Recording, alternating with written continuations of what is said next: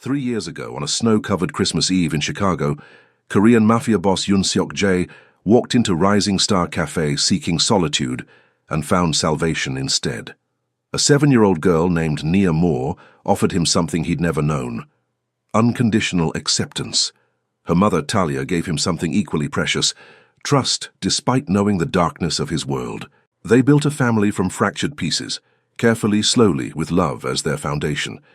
Now, 3 years later, that foundation faces its greatest test. Nia is 10, wise beyond her years, but still innocent enough to believe in happy endings. Talia and Seok-jae have built a life together, their bond strengthened by shared struggles and quiet devotion. And inside, Talia grows a secret, a daughter neither of them planned but both already love. But the past doesn't stay buried, and when a determined detective uncovers a truth that connects Seok-jae's violent history to Talia's greatest loss, their carefully constructed world threatens to collapse under the weight of impossible questions. Can love survive the revelation that his empire created her widow's grief? October brought crisp air and changing leaves to Chicago's Gold Coast, where Seok-jae's penthouse overlooked the city he'd once ruled with calculated ruthlessness. 3 years of loving Talia and Nia had softened his edges without dulling his instincts.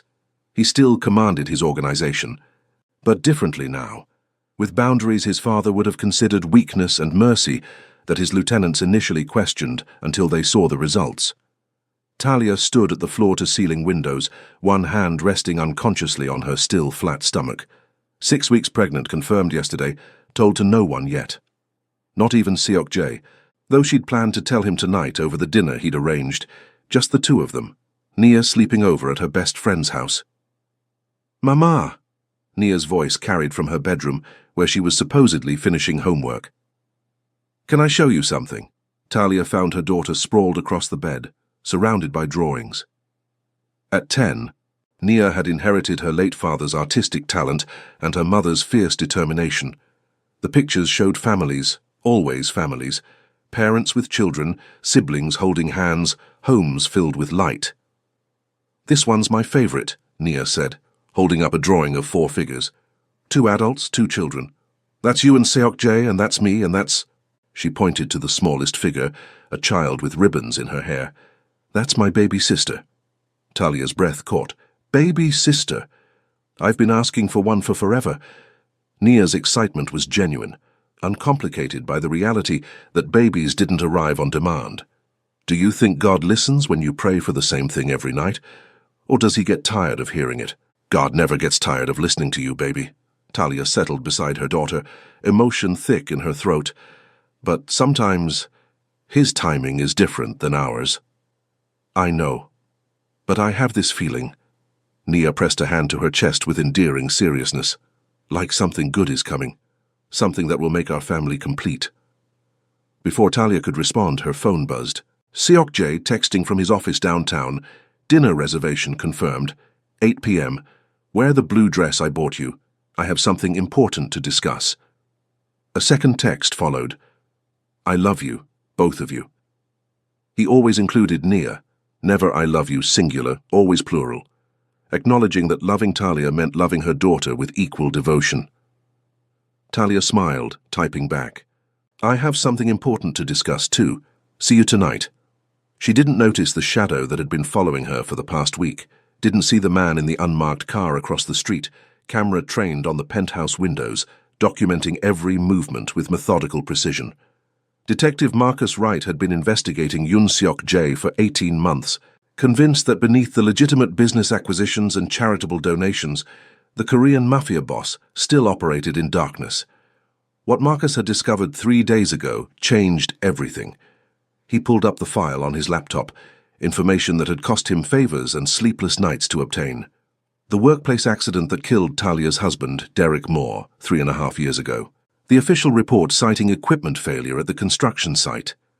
The closed investigation that no one questioned because Derek was just another working-class black man whose death didn't warrant deeper scrutiny. Except Marcus had questioned it, had followed threads that others ignored, interviewed workers who'd been told to keep quiet, examined financial records that revealed payments made to the construction company's foreman, payments that originated from a shell corporation tied to the Volkov family. the same Volkov family that Seok-jae had systematically destroyed in a territorial war that began 4 years ago. Marcus cross-referenced dates, locations, motives. The picture that emerged made his stomach turn. Derek Moore had been working a job site in territory the Volkovs considered theirs. When Seok-jae's organization moved in, the Volkovs retaliated, not against Seok-jae directly, but against civilians in contested zones, insurance claims, property damage, and in Derek's case a sabotaged construction crane that dropped steel beams like judgment from heaven. Seok-jae hadn't ordered Derek's death. Probably didn't even know the man existed. But his war had created the conditions. His territorial expansion had painted targets on innocent backs, and Talia Moore had become a widow because of moves he'd made on a chessboard where human lives were pawns. Marcus watched Talia laugh at something her daughter said, watched her place a protective hand over her stomach, in a gesture he recognized from when his own wife had been pregnant. He should feel triumph. This was the leverage he needed. Expose the connection, force Talia to cooperate, use her testimony to finally bring down the organization that had corrupted Chicago's underworld for 2 generations. But Marcus saw a family. Saw a woman who'd survived devastating loss and found happiness again. Saw a child who looked at Seok-jae with the particular adoration daughters reserved for fathers who chose them. Saw a man who, for whatever reason, had apparently become something other than the monster his reputation suggested. Destroying them would be justice for Derek Moore. It would also be cruelty to the family he'd left behind. Marcus closed his laptop, decision unmade, conscience at war with duty. He had 48 hours before he needed to present his findings to his captain. 48 hours to decide whether truth served justice or simply created new victims. Across town in his downtown office, Seok-jae reviewed quarterly reports with Jin, his most trusted lieutenant. The numbers were good, better than good. Legitimate business ventures thriving, illegal operations scaled back to the point where they existed more as legacy obligations than active enterprises. "Boss," Jin said carefully, "there's something you should know." Seok-jae looked up from the spreadsheet. Jin's tone carried warning. "Tell me." "Detective Marcus Wright. He's been watching the penthouse, following Talia when she goes to work. I had our people run background. He's clean, dedicated, lost his sister to gang violence 5 years ago. He's not looking for payoffs. He wants to bring you down." "Has he approached Talia?" "Not yet, but he's building a case. I don't know what he has, but he's confident enough to commit resources." Seok-jae's jaw tightened. He'd known this day would come, had prepared for it, set contingencies in place, ensured that if he went down, his organization could survive without him, and Talia and Nia would be protected. What he hadn't prepared for was the particular fear that came from having something precious to lose. "Increase security around them," he ordered. "Passive surveillance only. I don't want Talia frightened. And Jin, find out exactly what Wright knows." "Already working on it, boss." After Jin left, Seok-jae stood at his office window, staring out at the city he'd fought to control. He'd made peace with his past, accepted that he'd done terrible things for power and survival. But he'd changed, became the man Talia believed he could be, the father figure Nia deserved. If Wright's investigation threatened that, if exposure meant losing his family, Seok-jae would do whatever necessary to protect them, even if it meant confronting truths he'd spent 3 years trying to bury. The restaurant Seok-jae chose was intimate, low lighting, private booths, the kind of place where conversations stayed between the people having them. Talia arrived wearing the blue dress he'd requested, her natural hair styled in elegant twists, looking like she belonged in this world of quiet luxury, even though 3 years ago she'd been taking buses in snowstorms. Seok-jae stood when she approached, his white dress shirt open at the collar revealing the dragon tattoo that had become as familiar to her as her own skin. The 4 buttons undone weren't about seduction anymore. They were about comfort, about being able to breathe around the woman who'd taught him that vulnerability wasn't weakness. "You're beautiful," he said, pulling out her chair with the particular care he showed in all things concerning her. "You're biased." But Talia smiled, accepting the compliment and the kiss he pressed to her temple before taking his own seat. They ordered wine. She declined hers, claiming a headache, and Seok-jae accepted the explanation without question. They talked about Nia's upcoming school project, about the cafe expansion Talia was managing. She'd bought Rising Star with Seok-jae's investment, turning it into a thriving business, about everything except the important thing they both needed to say. Finally, over dessert neither of them touched, Seok Jae reached across the table and took her hand.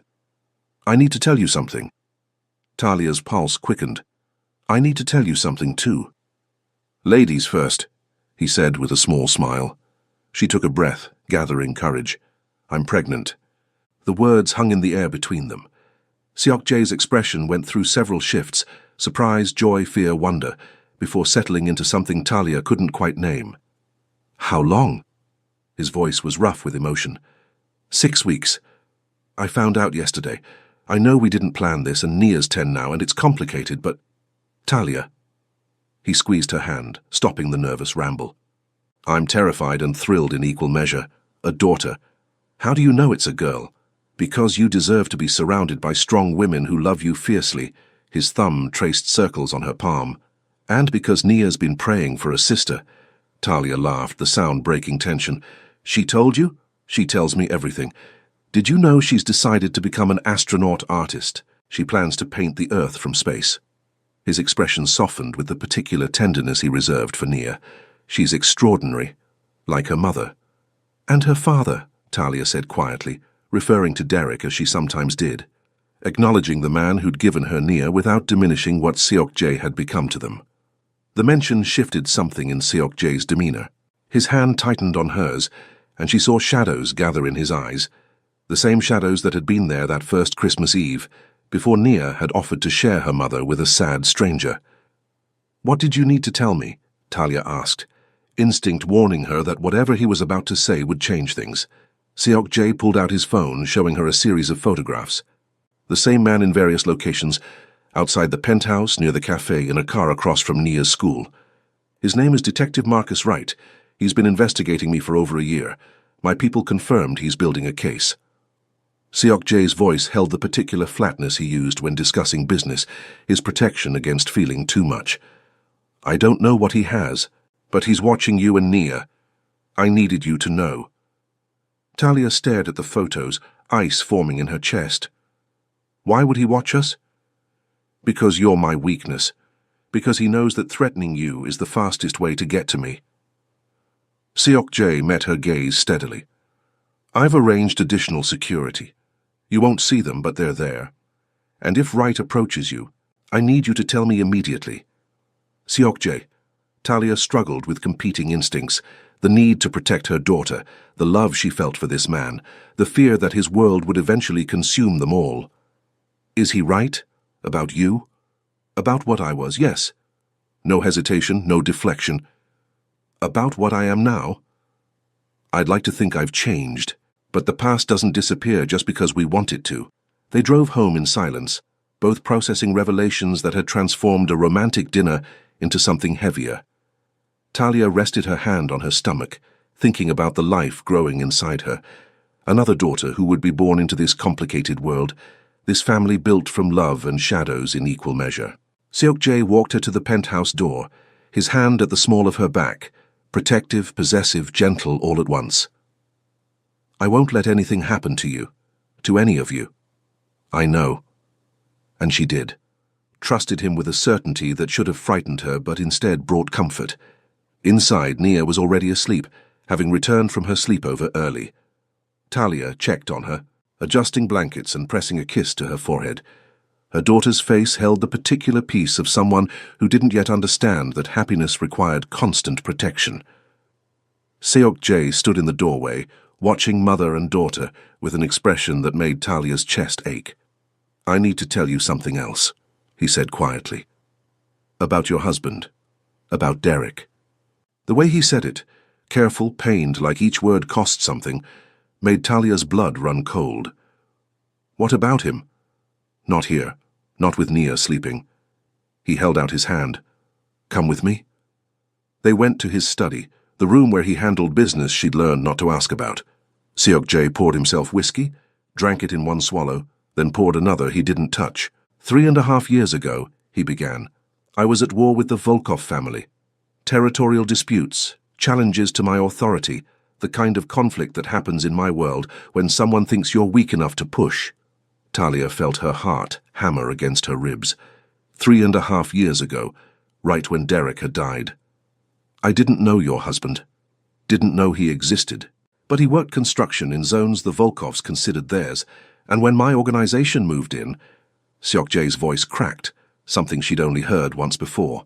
That first Christmas Eve when Nia had offered him comfort he didn't deserve. The Volkovs retaliated, not against my people, against civilians, sending a message that territorial expansion had consequences. No, the word was barely a whisper. No, Derek died in an accident.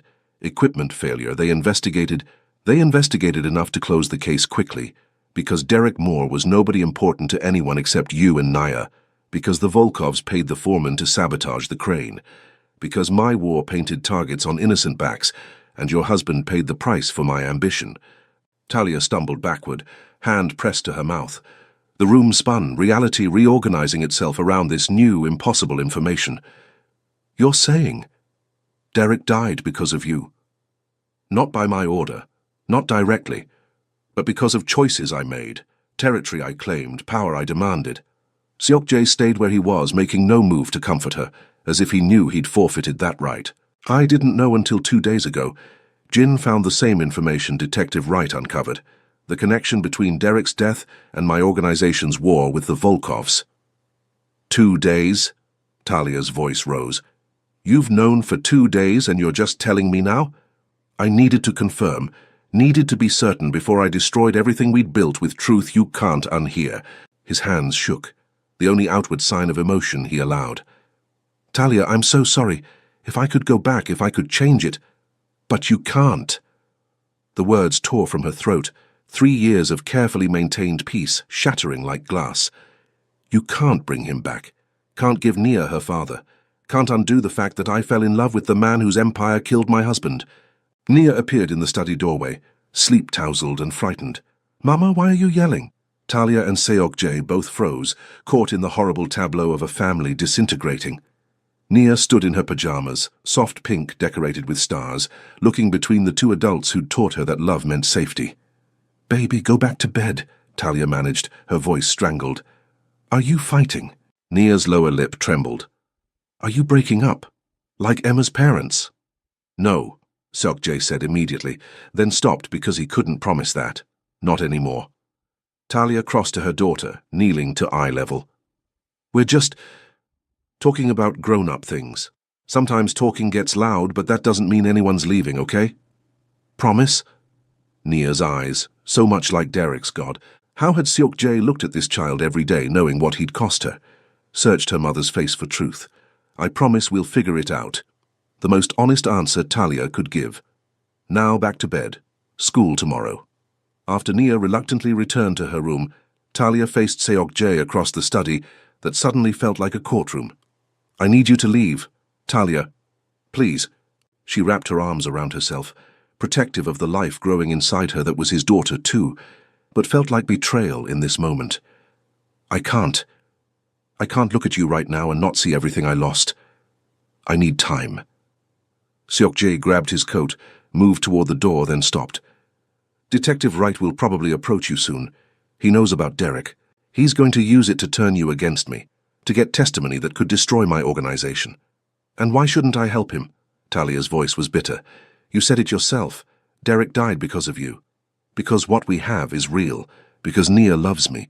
Because that baby you're carrying deserves her father. He turned to face her, and the raw anguish on his features was almost unbearable to witness. I can't change the past, Talia, but I've spent 3 years becoming someone worthy of you and Nia. That has to count for something. I don't know what it counts for anymore. She looked away, unable to hold his gaze. Please go. After he left, Talia collapsed on the couch and let herself break. Sobbed for Derek, for the life they'd planned that had been stolen by men playing power games. Sobbed for Nia, who'd lost a father she barely remembered and might now lose the man who'd filled that void. Sobbed for herself, pregnant and in love with someone whose past had destroyed her first chance at family. The next morning, Detective Marcus Wright approached Talia outside the cafe. He was younger than she expected, mid-30s with kind eyes that had seen too much suffering. Mrs. Moore? I'm Detective Wright. I'd like to talk to you about your husband's death. Talia's hands tightened on her car keys. I know who you are. I saw the pictures. Then you know I've been investigating Yoon Seok-jae. What you might not know is that I have evidence connecting his organization to Derek's accident. Marcus pulled out a folder, offering it. The Volkov family sabotaged that construction site as retaliation for territorial moves Seok-jae made. Your husband was collateral damage in a war between criminals. I know. The admission felt like swallowing glass. Seok-jae told me. Marcus looked genuinely surprised. He admitted it. He found out 2 days ago, told me last night. Talia's voice was hollow. So if you're here to turn me against him, you're too late. The truth already did that. I'm here because you deserve justice. Because Derek deserves justice. Marcus's voice held conviction. Help me build a case against Seok-jae's organization. Testify about what you know, what he's told you, the business operations you've witnessed. We can finally hold these people accountable. Talia looked at this detective who thought justice was simple, who believed that punishment erased harm. And what happens to my daughter? The one who's called Seok-jae her father for 3 years, or the one I'm carrying? Who'll be born into whatever mess this creates? Marcus's expression flickered. You're pregnant. 6 weeks. His daughter. She laughed bitterly. Ironic, isn't it? The man whose empire killed my first husband gave me my second child. Mrs. Moore, I understand this is complicated. You understand nothing. Talia's composure cracked. You want justice for Derek? So do I. But Derek would want Nia to be happy and safe. He'd want his daughter protected. And right now the person best positioned to protect her is the man you want to destroy. She walked past him into the cafe, leaving Marcus standing on the sidewalk with his folder of evidence and his certainty that right and wrong were clearly defined. Inside, Talia went through the motions of work, brewing coffee, serving customers, managing staff, while her mind spun in circles. She needed to talk to someone, needed perspective that wasn't clouded by love or grief or fear. She called Jin. The lieutenant arrived within 20 minutes, his usually inscrutable expression showing concern. Boss said you might need something. I need the truth, all of it. Talia met his gaze squarely. You've been with Seok-jae since the beginning. Tell me about the war with the Volkovs. Tell me what kind of man he was before Christmas Eve 3 years ago. Jin was quiet for a long moment. Then, he was ruthless, efficient, brilliant in strategy, but cold in execution. When his father died and left him the organization, everyone expected him to fail. He was too young, too American, too willing to change old methods. But he didn't fail. No. He consolidated power, eliminated threats, expanded territories his father never dared touch. The Volkovs challenged him because they thought second generation meant weak. They were wrong. Jin's voice held a complicated mixture of loyalty and regret. The war lasted 8 months. Seok-jae was unforgiving.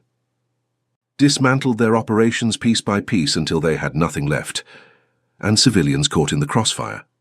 We tried to minimize damage, but in that world, collateral happens. Jin looked at her directly. Your husband wasn't the only innocent who died because of that war, but he was the one that eventually brought the boss back to humanity. Talia frowned. What do you mean? After you came into his life, after Nia offered him that kindness, he changed. Started asking questions he'd never asked before. Who gets hurt when we move into new territory? What happens to families in contested zones? How do we operate without creating more widows? Jin's expression softened. He became obsessed with making sure what happened to your husband never happened again. He didn't know it happened the first time. No. But he knew he'd caused pain, knew his choices had consequences he'd never bothered to count. Jin stood, preparing to leave. The man you fell in love with exists because you and Nia showed him there was another way to be. The man who built his empire on ruthlessness is real too. Both truths matter. After Jin left, Talia sat in the empty cafe and made a decision. Talia found Seok-jae at Derek's grave. She hadn't expected him there, hadn't told him where she was going when she'd texted that she needed to talk. But there he was, standing before the simple headstone in the cemetery on Chicago's South Side, hands in his coat pockets, head bowed like he was praying or confessing or both. She approached slowly, her footsteps on the grass the only sound in the October afternoon. How did you know I'd come here? Because I would. Seok-jae didn't turn to face her. If I'd lost you, I'd come to where you rested and beg forgiveness for all the ways I failed you. Talia stood beside him, reading the inscription she'd chosen 3.5 years ago. Derek Moore, beloved husband and father. His light lives on. I've been thinking about what Derek would want, she said quietly. He was a good man, patient, kind, the type who believed everyone deserved second chances. He'd have hated what you were, but he'd have seen what you became. I don't deserve— Let me finish. Talia's voice held steel beneath the sorrow.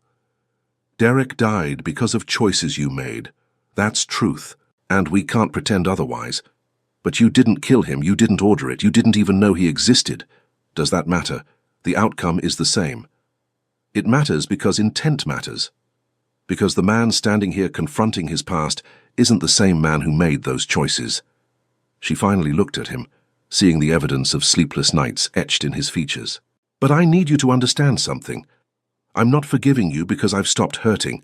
I'm forgiving you because holding on to this pain would destroy everything we've built, and that would make Derek's death meaningless.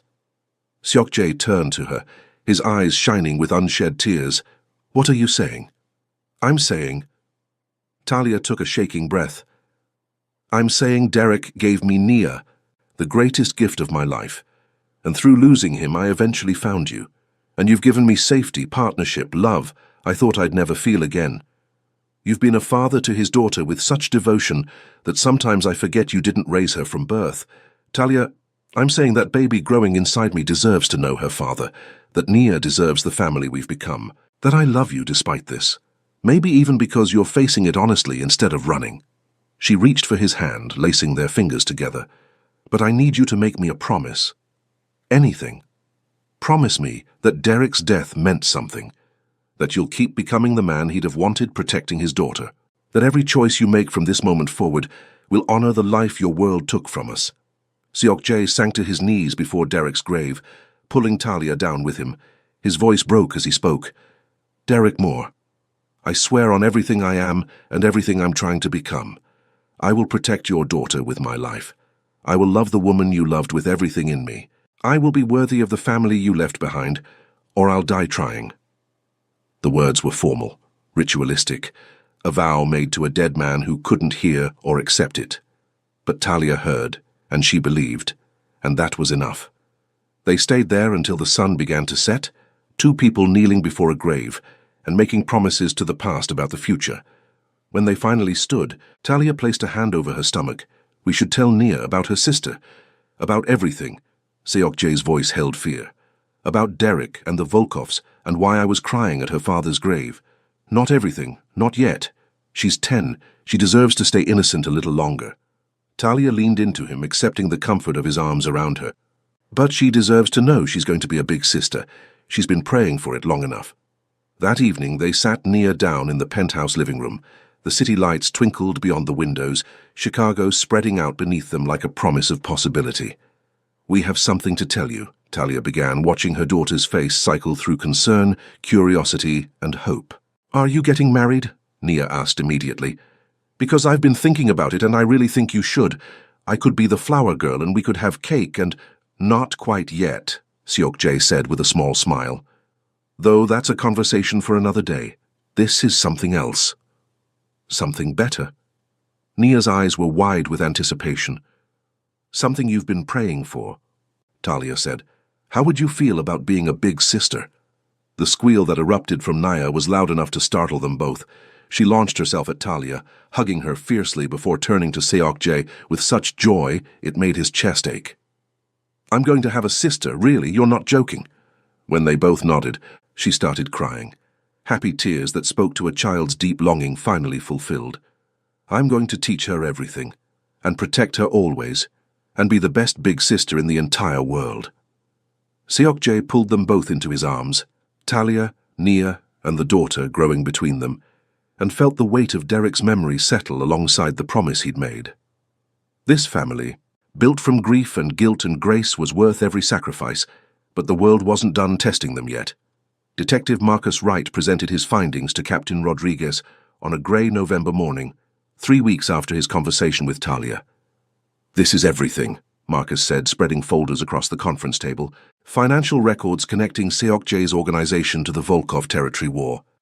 Witness statements about the construction site sabotage. Documentation proving Derek Moore's death was murder disguised as accident. Rodriguez reviewed the materials with the careful attention of someone who'd learned that strong cases could still fall apart in court. The problem is proving Seok-jae ordered it. You have evidence of organizational activity, but nothing directly linking him to Moore's death. He was in charge. The war was his strategy, which his lawyers will argue doesn't make him criminally responsible for actions taken by rival organizations. Rodriguez closed the folder. You need more testimony from someone inside. Financial records showing he knew about the sabotage. Something concrete. Talia Moore could testify. Mrs. Moore is pregnant with his child and clearly unwilling to cooperate. Any defense attorney would shred her credibility, claim she's biased, protecting her family. Rodriguez met Marcus's frustrated gaze. I'm not saying give up, I'm saying build a better case before we move forward. Marcus left the precinct, feeling the weight of Derek Moore's unavenged death. He'd been so certain that exposing the truth would bring justice, that Talia would choose righteousness over the man who'd destroyed her first family. Instead, she'd chosen love. Chosen the complicated reality of a man who'd changed over simple vengeance against who he'd been. Marcus couldn't accept that. Wouldn't let Derek Moore's death become just another unsolved file in a city drowning in unpunished crime.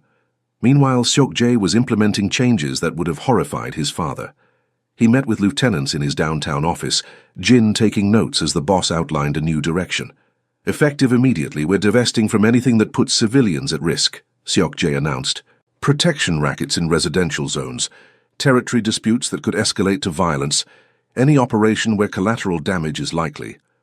Boss, that's over 60% of our revenue streams, one lieutenant protested. Then we find new revenue. Legitimate businesses, legal investments, operations that don't require us to become the kind of men who create widows. Seok-jae's voice held absolute authority. My father built this organization on fear and blood. I'm building something different. Because of the woman, another lieutenant said, not questioning, just acknowledging reality. Because of my family, Seok-jae corrected. Because I have a daughter who looks at me like I hung the stars, and another daughter coming who deserves a father she can be proud of. Because the man I was 3 years ago would have destroyed everything I value now. After the meeting, Jin lingered. This is going to make enemies. People in the organization who profit from the old ways, rival families who'll see change as weakness. Let them see what they want. Seok-jae pulled up images on his computer, ultrasound photos Talia had sent him that morning. Their daughter, barely visible but undeniably real. I spent 15 years proving I was strong enough to rule through fear. Now I need to prove I'm strong enough to rule through something else. Love, accountability. Making choices I can defend when my daughters ask me what kind of man their father is. Seok-jae closed the laptop, meeting Jin's gaze. I know it's risky. I know some won't follow. But I can't be the man Talia believes I am, while running operations that could destroy someone else's family. Jin nodded slowly. Then we'll make it work. The loyal ones will adapt. The others, we'll handle them. 2 weeks later, as Talia entered her second trimester and Nia excitedly prepared her bedroom to accommodate a baby sister, Marcus Wright made his move.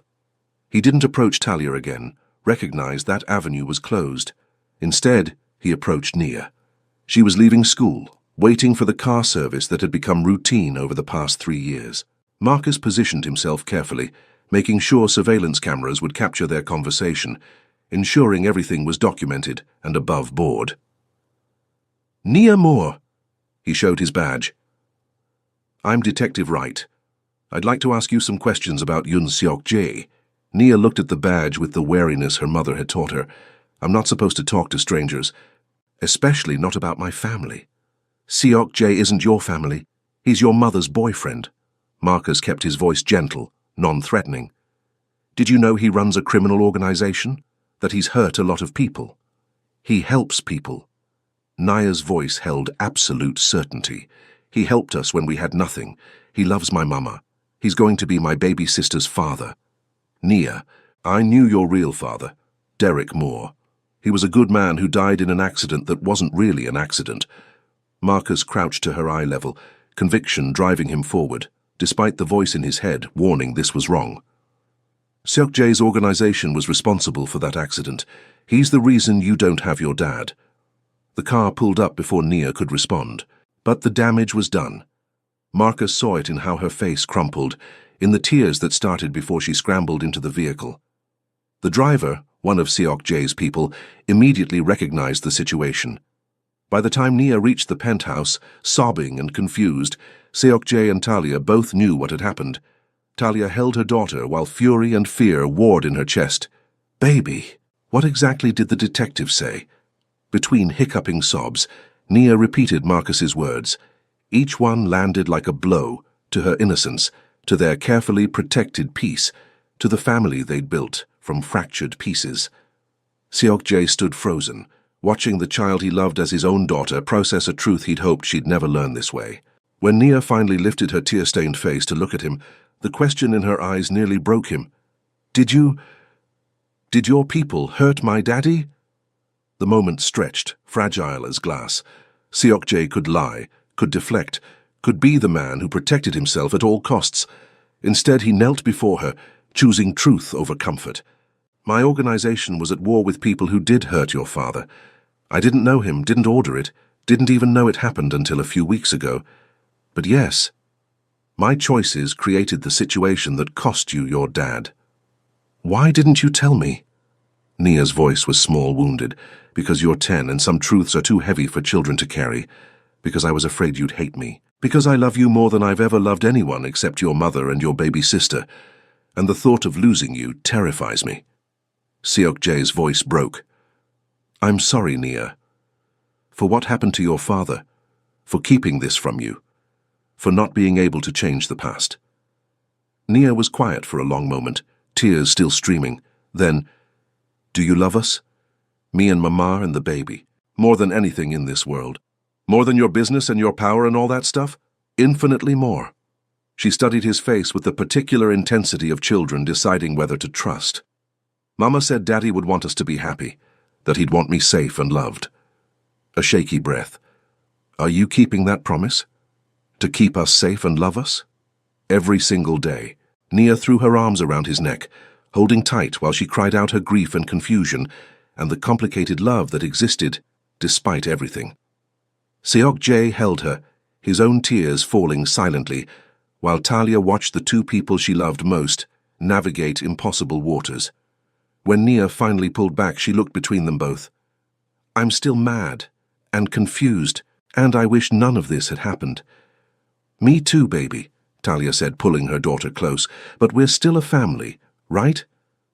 The question held desperate hope. "Always," Seok Jae promised. "Nothing changes that."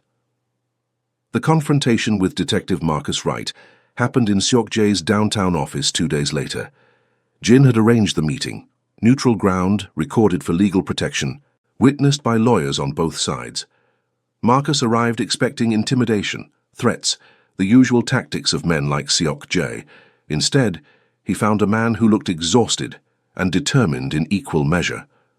"You approached my daughter," Seok Jae said without preamble, "a 10-year-old child without her mother present to use her as leverage against me. I told her the truth about who you are. You traumatized a child to build your case." Seok Jae's voice was cold, controlled. "Whatever moral high ground you think you occupy, you lost it when you made a little girl cry. Derek Moore's daughter deserves to know. Derek Moore's daughter deserves to heal from losing her father without having that wound reopened by a detective more interested in closing cases than protecting the living." Seok Jae leaned forward, his expression hard. "You want justice for Derek? So do I. I'm dismantling every operation in my organization that could create another widow, another fatherless child. I'm using my resources to ensure what happened to him never happens again.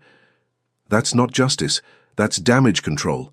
That's accountability, real, lasting change instead of prosecution that might put me away but does nothing to address the systems that created the problem." Seok Jae pulled out a folder, sliding it across the desk. "These are the Volkov family members directly responsible for Derek's death. Names, locations, evidence sufficient for prosecution. I'm handing them to you." Marcus opened the folder, scanning documents that represented months of investigation. "Why?" Because Derek Moore's death should be answered, because the people who actually ordered the sabotage should face consequences. Because justice matters, just not the simplified version where you get to destroy my family to make yourself feel righteous. And you get away with it. I get to live with it, Seok-jae corrected. Every single day, I wake up next to the woman who lost her husband because of my war. Every day I look at her daughter and see the father she'll never remember. Every day, I feel my daughter move inside Talia and know I'm building my happiness on someone else's grief. His voice roughened. You think I get away with that? Marcus studied the man across the desk, seeing not the monster he'd expected, but someone carrying genuine remorse. What about your organization? The illegal operations? Being reformed, scaled back, or divested entirely? I'm not claiming sainthood, detective. Just trying to become someone my daughters can respect. Seok-jae stood, signaling the meeting's end.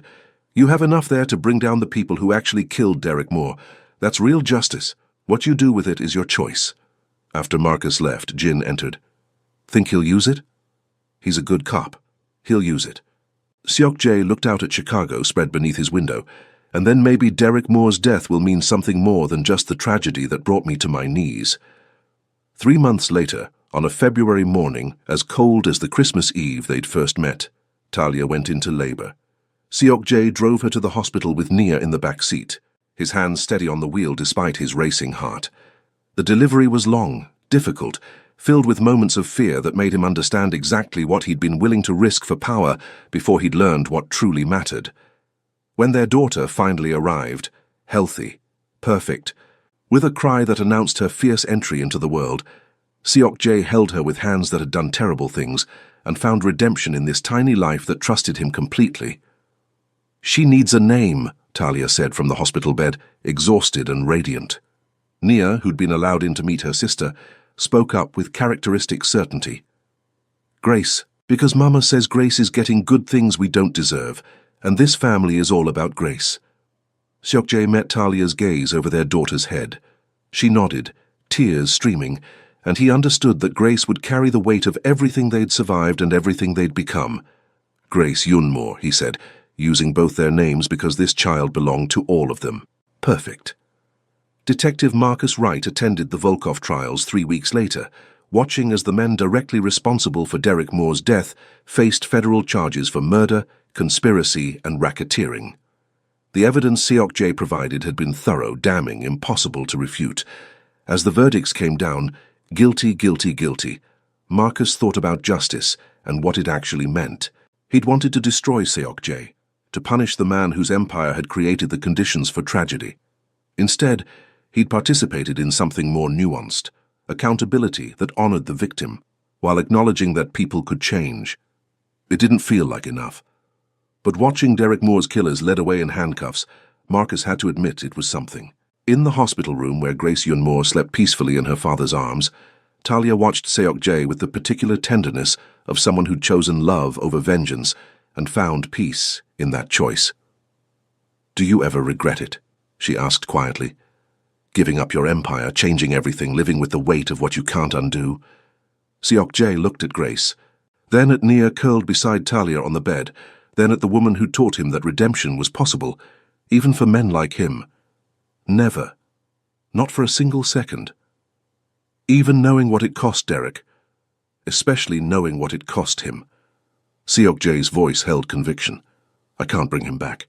Can't give Nia her biological father, or erase the grief you carried. But I can make sure his death meant something, that it led to change, that the family he left behind found happiness again. Nia stirred, opening her eyes to look at them both. Is Daddy watching from heaven? Does he see us? I believe he does, Talia said, pulling her daughter close. Then I hope he knows we're okay now, that Seok-jae loves us really good, that baby Grace is perfect. Nia's voice held the wisdom of someone far older than 10. I think Daddy would be happy we found each other. Seok-jae closed his eyes against the emotion threatening to overwhelm him. 3 years ago, a 7-year-old girl had offered to share her mother with a stranger who was crying. Now that same girl, older, wiser, carrying knowledge that had tested her faith, still believed in the family they'd become. I made him a promise, Seok-jae said, at his grave, that I'd protect you, love your mother, Honor his memory by becoming worthy of you both. Are you keeping it? Nia asked. Every single day, and I'll keep it for the rest of my life. Outside the hospital window, Chicago spread beneath them, a city built on second chances, where empires rose and fell but families endured, where love proved stronger than guilt, and grace meant accepting gifts you hadn't earned but chose to honor. Talia reached for Seok-jae's hand, lacing their fingers together. We should go home soon. Grace needs to see her nursery. Nia has school tomorrow. Life continues. Life continues, he echoed, pressing a kiss to her temple. And we face it together. Nia leaned against Seok-jae's shoulder, her small hand resting on baby Grace's blanket. I'm really glad I asked you to borrow my mom that night, even though I didn't know it would lead to all this complicated stuff. Complicated stuff? Talia laughed softly. Yeah, the hard conversations and the sad truths, and having to figure out how to love people even when things aren't perfect. Nia looked up at Seok-jae with eyes that held Derek's kindness and Talia's strength. But that's what family is, right? Choosing each other even when it's hard? Especially when it's hard, Seok-jae agreed, his voice rough with emotion. As the February sun set over Chicago, painting the sky in shades of pink and gold, 4 people sat together in a hospital room. A family built from loss and love, from guilt and grace, from the courage to face truth and the strength to choose forgiveness. They weren't perfect. Their story wasn't simple. But they were together and they were fighting for each other, and in the end, that mattered more than anything else. 3 years ago, Nia had offered her mother to a crying stranger. Today they were a family bound not just by love, but by the hard work of choosing each other, despite impossible circumstances. And baby Grace, sleeping peacefully in her father's arms, would grow up knowing that sometimes the greatest love stories are the ones that survive their own complicated truths.